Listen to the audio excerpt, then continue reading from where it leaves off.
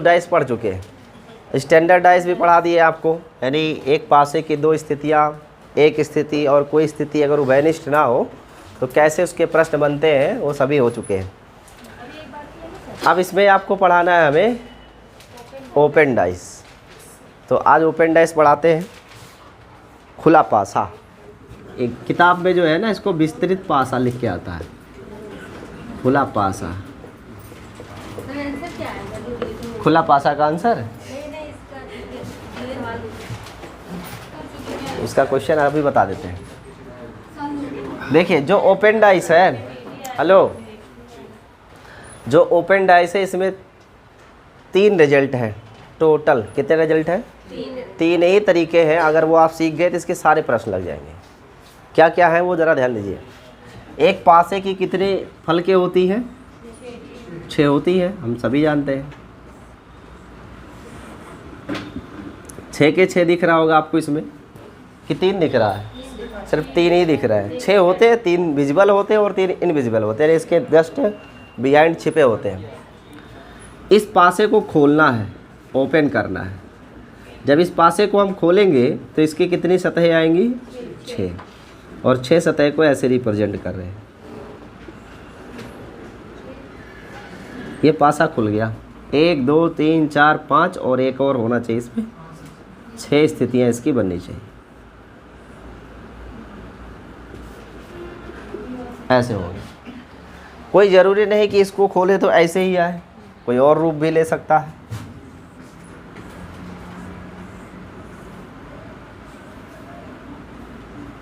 एक 2 3 4 5 और 6 ऐसा भी हो सकता है। ये भी जरूरी नहीं कि ऐसे ही हो, और भी कुछ हो सकता है। कैसे?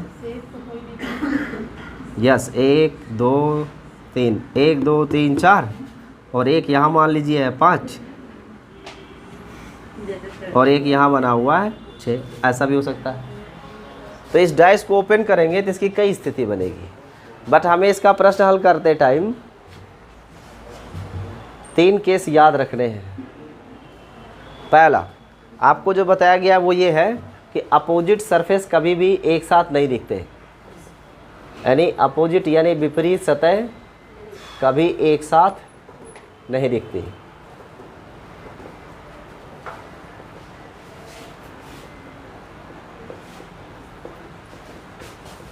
ठीक है। और दूसरा इसमें पॉइंट ध्यान में रखिएगा कि एडजेसेंट अर्थात संलग्न फलके कभी एक साथ नहीं आएंगी। अभी समझाते हैं। संलग्न फलके कभी एक साथ नहीं आएंगी।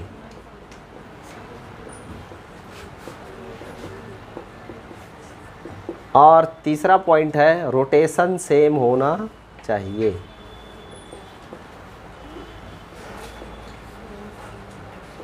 अब इन तीनों के बारे में समझाते हैं और इन पे प्रश्न सिखाते हैं आपको कैसे कैसे करना है। देखिए यहाँ पर जो एक पहली स्थिति है, मैं इस पर कुछ नंबर लिख देता हूँ। A B C D E and F, ये अल्फ़ाबेट हो गए। अगर ये खुला पासा है, इस पासे को बंद करेंगे तो ऐसा बनेगा। तो इस पर कुछ सतह तो एक दूसरे के सापेक्ष दिख रही है ना, और 3 नहीं दिख रही हैं। हम इन दोनों के मिश्रण का उपयोग करेंगे। जो पहले पढ़े थे 1 कॉमन ट्रिक, 2 कॉमन, 3 कॉमन, एक सतह उभयनिष्ठ हो, 2 सतह उभयनिष्ठ हो, कोई सतह उभयनिष्ठ ना हो, वही यहाँ यूज़ करना है। हाँ, एक चीज़ जो उसमें मैंने बताया था आपको, मानक पासा, वो इसमें नहीं रहेगा। मानक पासा ओपन डाइस में नहीं आता। मानक पासा जिसके लिए अपोजिट और फ्रंट के सरफेस का सम कितना होता है? 7, वो इसमें नहीं आएगा, बाकी सभी आ जाएंगे। इसमें अगर मुझे पहचानना हो कि किसके विपरीत कौन है, ये पहला वाला केस, तो कैसे पहचानेंगे? देखो, दो बॉक्स के बीच में एक गैप होना चाहिए। यानी आप अगर यहाँ देखो ए को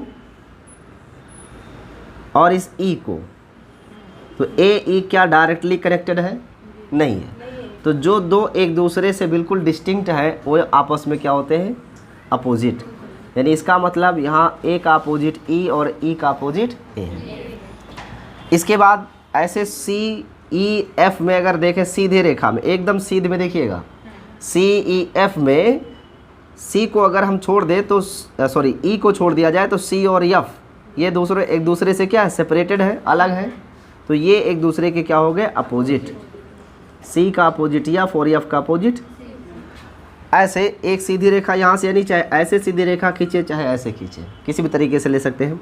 यहाँ से अगर आप सीधी रेखा खींचते हो ऐसे, तो B और D अपोजिट में आएंगे, जबकि C इनको क्या कर रहा है, अलग कर रहा है। सो B का अपोजिट D और D का अपोजिट B। सो यहाँ पे जो 6 की 6 सतहें हैं वो आपको स्पष्ट रूप से मिल गई है, इसमें कोई डाउट नहीं है। अगर यही डिजिट यहाँ पे लिख दिया जाए, थोड़ा बदल के लिखता हूँ मैं, कैपिटल ABC लिख लेता हूँ, ABCDEF, और आपको पूछा जाए A का अपोजिट क्या है, B का अपोजिट क्या है, C का अपोजिट क्या है, D का अपोजिट क्या है, तो इसमें कैसे सॉल्व करेंगे?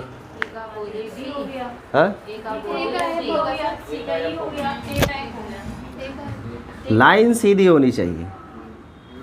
लाइन सीधी खींचेंगे तो सिर्फ B और D ही नज़र आएंगे, जो कि श्योर है। क्या और सीधी लाइन पे कोई बैठ रहा है? C और E, ये सीधी लाइन पे बैठ रहे हैं, इनको D सेपरेट कर रहा है, तो C का अपोजिट E और E का अपोजिट।